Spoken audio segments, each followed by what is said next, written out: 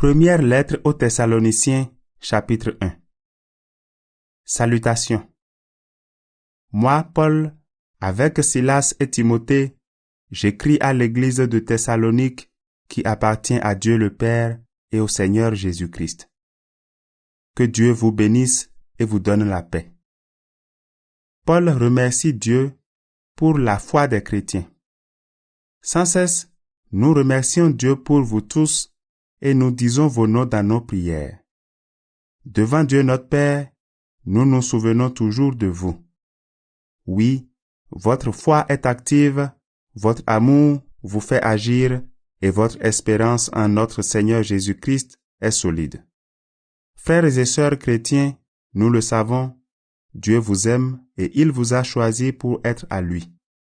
En effet, la bonne nouvelle que nous vous avons annoncée n'est pas arrivée chez vous seulement en parole, mais aussi avec la puissance et l'aide de l'Esprit Saint. De plus, nous étions sûrs de ce que nous disions. En effet, vous savez comment nous avons vécu parmi vous pour votre bien. Et vous avez suivi notre exemple et celui du Seigneur. Vous avez reçu la parole dans de grandes souffrances avec la joie donnée par l'Esprit Saint. Ainsi, vous êtes devenus un modèle pour tous ceux qui croient en Macédoine et en Achaïe. En effet, c'est de chez vous que la parole du Seigneur est partie pour se faire entendre en Macédoine et en Achaïe. De plus, on sait partout que vous croyez en Dieu, nous n'avons donc pas besoin d'en parler. Les gens racontent en parlant de nous comment vous nous avez reçus chez vous et comment vous vous êtes tournés vers Dieu. Vous avez laissé les faux dieux pour servir le Dieu vivant et vrai et pour attendre que son Fils vienne des cieux. Ce Fils, c'est Jésus que Dieu a réveillé de la mort et qui nous délivre du jugement de Dieu qui est proche.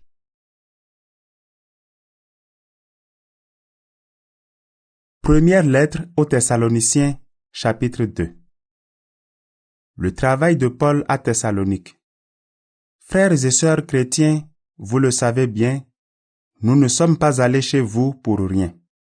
Vous le savez aussi, nous avons d'abord souffert dans la ville de Philippe, où on nous a insultés. Mais ensuite, Dieu nous a donné le courage de vous annoncer sa bonne nouvelle au milieu de beaucoup de difficultés.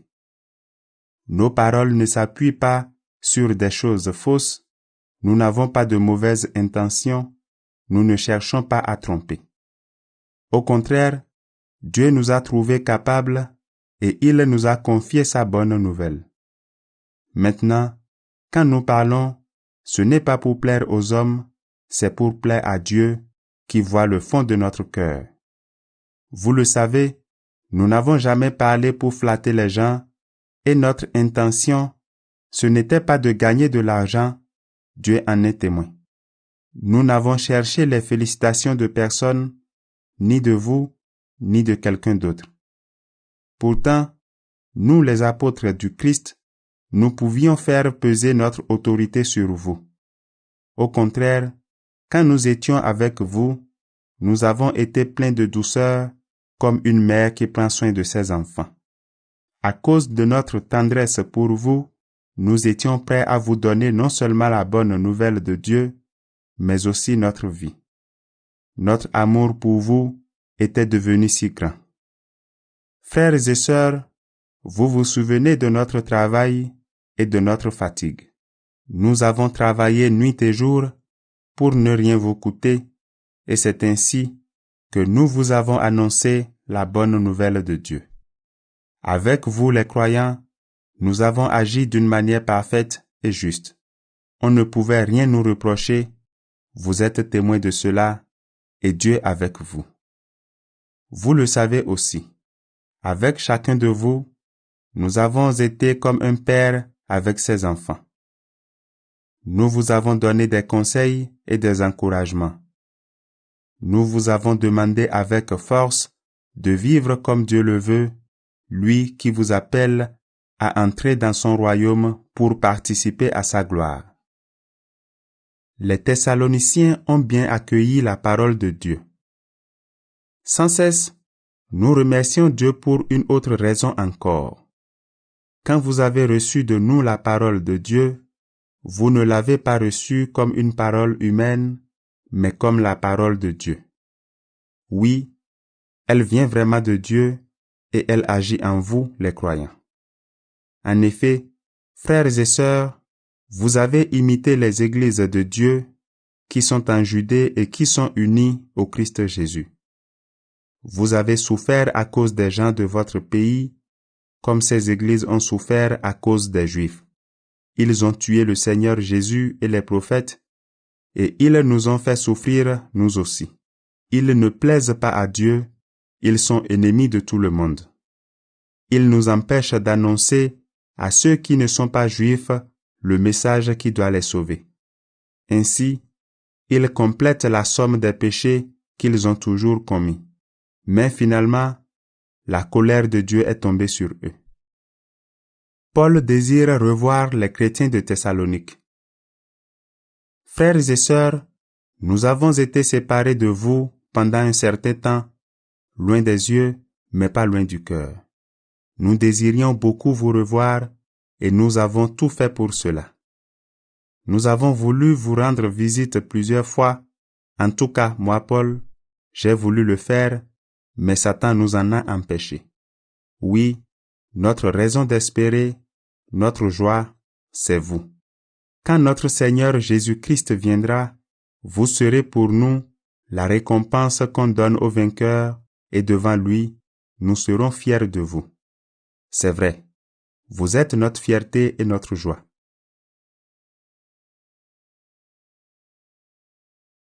Première lettre aux Thessaloniciens, chapitre 3.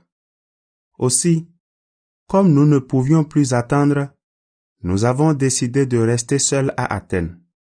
Et nous vous avons envoyé notre frère Timothée, qui travaille avec Dieu pour annoncer la bonne nouvelle du Christ. Nous l'avons envoyé pour qu'il rende votre foi solide et vous donne du courage. Ainsi, personne ne se laissera troubler par les souffrances d'aujourd'hui. Vous savez vous-même qu'elles font partie du projet de Dieu pour nous. Quand nous étions chez vous, nous vous avons annoncé d'avance que nous allions souffrir durement, et c'est ce qui s'est passé, vous le savez. C'est pourquoi, comme je ne pouvais plus attendre, j'ai envoyé Timothée prendre des nouvelles de votre foi. J'avais peur d'une chose. L'esprit du mal vous avait peut-être tenté, et dans ce cas, nous aurions travaillé pour rien. Maintenant, Timothée vient d'arriver de chez vous. Il nous a apporté de bonnes nouvelles de votre foi et de votre amour. Il nous a dit que vous gardez toujours un bon souvenir de nous et que vous désirez nous revoir comme nous désirons vous revoir. Alors, frères et sœurs, au milieu de tous nos malheurs et de nos souffrances, votre foi nous a encouragés. Maintenant, nous revivons parce que vous restez forts dans le Seigneur. Comment remercier Dieu pour vous à cause de la grande joie que vous nous donnez devant lui? Nuit et jour, voici ce que nous lui demandons avec force. Qu'il nous permette de vous revoir et de compléter ce qui manque à votre foi. Que Dieu lui-même notre Père et que notre Seigneur Jésus-Christ nous ouvre la route pour aller jusqu'à vous. Que le Seigneur fasse grandir de plus en plus l'amour que vous avez les uns pour les autres et pour tous. Que cet amour ressemble à notre amour pour vous. Ainsi, le Seigneur remplira vos cœurs de sa force. Et quand notre Seigneur Jésus viendra avec tous ceux qui lui appartiennent, vous serez saints devant Dieu notre Père et on ne pourra rien vous reprocher.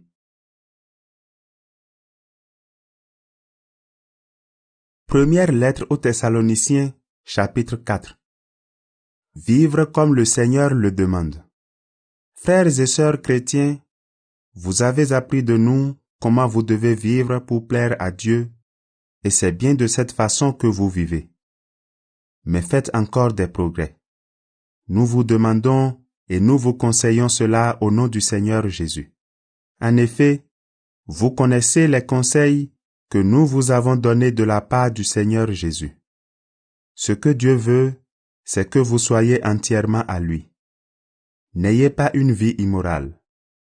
Chacun de vous doit bien choisir sa femme pour mener une vie digne de respect qui plaît à Dieu. Ne vous laissez pas entraîner par les mauvais désirs comme les autres qui ne connaissent pas Dieu. À ce sujet, personne ne doit faire de tort à sa sœur ou à son frère chrétien, ni les tromper. Le Seigneur punit tout cela, nous l'avons déjà dit et redit. En effet, Dieu ne nous a pas appelés à vivre n'importe comment, mais à vivre pour lui. C'est pourquoi, celui qui rejette ses conseils ne rejette pas un homme, c'est Dieu qui le rejette, lui qui vous donne son Esprit Saint. D'autre part, vous n'avez pas besoin qu'on vous écrive sur l'amour entre frères et sœurs chrétiens. Vous avez vous-même appris de Dieu à vous aimer les uns les autres. D'ailleurs, c'est ce que vous faites envers tous les chrétiens dans toute la Macédoine, mais nous vous encourageons à faire encore des progrès. Cherchez à vivre en paix, occupez-vous de vos affaires, travaillez de vos mains, comme nous vous l'avons demandé. Alors, ceux qui ne sont pas chrétiens respecteront votre façon de vivre. De plus, vous ne dépendrez pas des autres. Dieu relèvera ceux qui sont morts. Frères et sœurs, nous voulons vous faire connaître la vérité au sujet des morts. Ainsi, vous ne serez pas tristes comme les autres qui n'ont aucune espérance. Nous croyons que Jésus est mort et qu'il s'est relevé de la mort. Donc, de la même façon, ceux qui sont morts avec Jésus en croyant en lui, Dieu les réunira à Jésus. Oui, voici ce que nous disons d'après une parole du Seigneur. Nous qui serons encore vivants quand le Seigneur viendra, nous ne passerons pas avant ceux qui sont morts. On entendra un signal, la voix du chef des anges, le son de la trompette de Dieu. Alors le Seigneur lui-même descendra du ciel. Ceux qui sont morts en croyant au Christ se relèveront de la mort les premiers.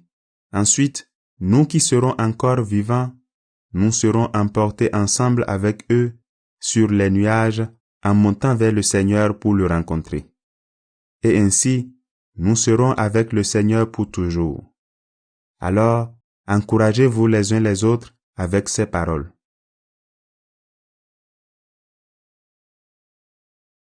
Première lettre aux Thessaloniciens, chapitre 5. Personne ne sait quand le Seigneur viendra. Frères et sœurs, au sujet de la date et du moment où le Seigneur viendra, vous n'avez pas besoin qu'on vous écrive.